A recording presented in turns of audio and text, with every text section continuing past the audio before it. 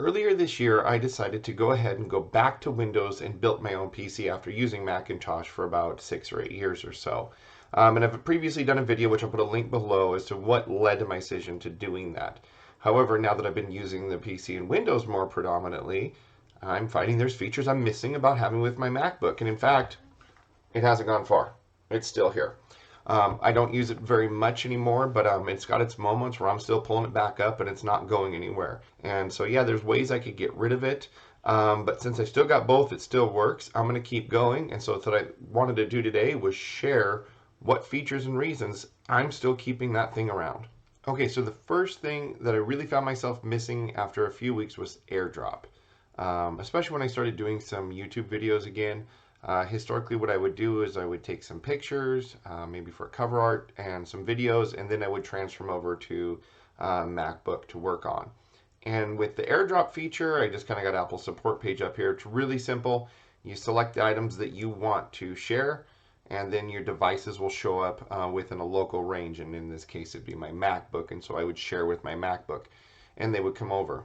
I found that I couldn't find a good way to do that before, and I know they make third-party software to make it so that you can transfer files from your phone to the computer, to the PC. I just didn't find it very friendly. Also tried using iTunes for some syncing. And I'll be honest, what I ended up doing for a while was just giving up and pulling out my MacBook and just AirDrop into the MacBook. And then I'd put it on a thumb drive and put it back over to the computer. And it was kind of a pain. I didn't enjoy doing that. And so AirDrop, first and foremost, was just something that stood out right away. Okay, I missed that feature. That was one of the first ones. And then the next feature I missed is if you took your content straight from your iPhone to the computer, the compatibilities aren't set up the same. And so what I mean is an example. So HEVC is, I guess, a new compression type, a new file type. And one of the things I was struggling with is that if I brought the videos over to the computer, they wouldn't play, or they'd stutter. If I was trying to edit a video, everything would just kind of come to a crawl, and my CPU would go to 100%. I couldn't get past it. And I was trying to figure out what was going on, and I came to find out that the iPhones and the new iOS software, they're using the latest compression technologies, and Microsoft has not natively put support in here for it yet. And so at the time, the way I got around this for pictures was to simply email the pictures to myself, because then it'll convert it to a JPEG. To get around videos, what I was doing is I was simply adding the files as they were and outputting them in DivX converter as an MP4 for an iPad. And that took care of it, and everything worked fine. That was starting to become a little bit of a pain in the butt, though. And I know this is partly because I'm making the decision to stick with my iPhone. I do like my iPhone. I don't ask a lot of it. I just want my phone to work for what I'm doing, and it does that well. I'm fine keeping my iPhone, but I wasn't feeling very happy about it. So what I ended up doing is I installed iCloud for Windows, because I do pay $2.99 a month for their subscription service. And what this did, this kind of took care of everything, is it let my iCloud for photos and videos sync to the computer. I still use the MacBook for archiving. I have an external hard drive plugged into it. I let everything download to the computer, back up onto that hard drive. So let's say there was an emergency, had to get out because of fire. I've got this backup hard drive I can plug and run, and I back it up to my Windows PC as well. So I've kind of got dual backups for all my pictures and videos. But once I put this on the computer, and as an example, I've got a folder here. So let's bring up one. But everything comes across in a codec that works, and so now there's no more issues. The pictures are coming over as JPEGs that I can use easy, no problem. Everything's just syncing well, and so I'm a lot happier with it now. It takes up some extra storage on here, and it took a little bit to get going, but now I've got everything kind of synced up and going, so I'm good with this. So at this point, yeah, I miss AirDrop. I do wish that Windows had some little bit better native capabilities with the codecs.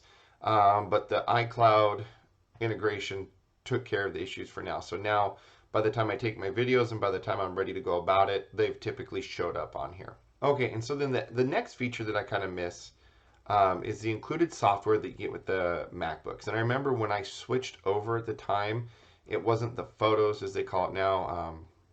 I'm drawing a blank of what they used to call it, but the MacBooks come with photo software. They come with iMovie.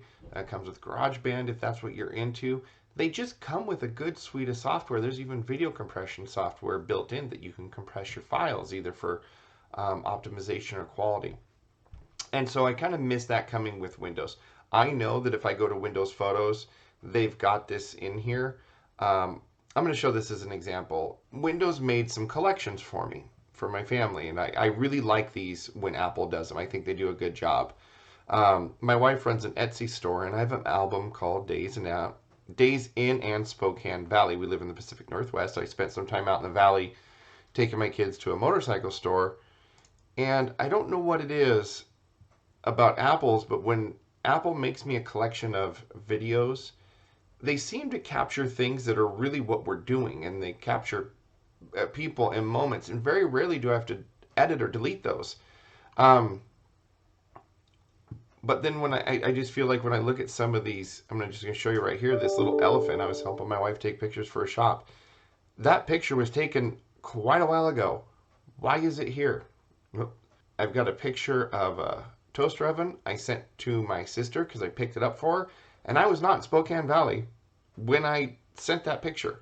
I know that Windows is taking photos from my iPhone and trying to do its best with all the GPS information, everything, and make me an album. It's a good attempt, but it's not very good. To sum this up, I wish that Windows came with more software included, and I wish that the software is better quality. This does the job for what I want, but I guess if you didn't know any better, you wouldn't care. And it's not the end of the world, but yeah, I like the Mac stuff better here. Okay, and so the third thing that I miss about the MacBook is the fact that it typically doesn't get viruses. I know Macs could get viruses. It's not that it's impossible or different issues, but they just don't seem to have as many problems. I had ran it for about 4 or 5 years and came across a really cheap sale on Bitdefender, paid for a year, installed it, and ran the scan, did a deep system scan, came back the next morning, and there were 0 problems. There was nothing found.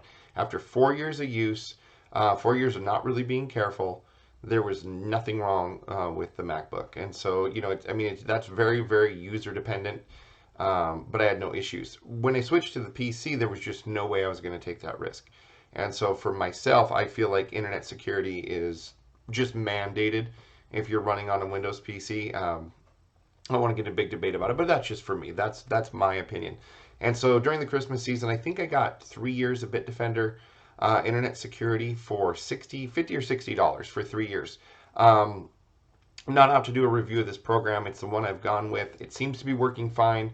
I'm happy with it, but it's a concern on the PC that I didn't have on the MacBook. And it really, at the cost per year is so low that it's not that big a deal. Okay, so those are just kind of the main handful of things that I'm dealing with on a daily basis that I kind of miss. I've still got the MacBook. As long as it's working, I'm going to keep using the features I have.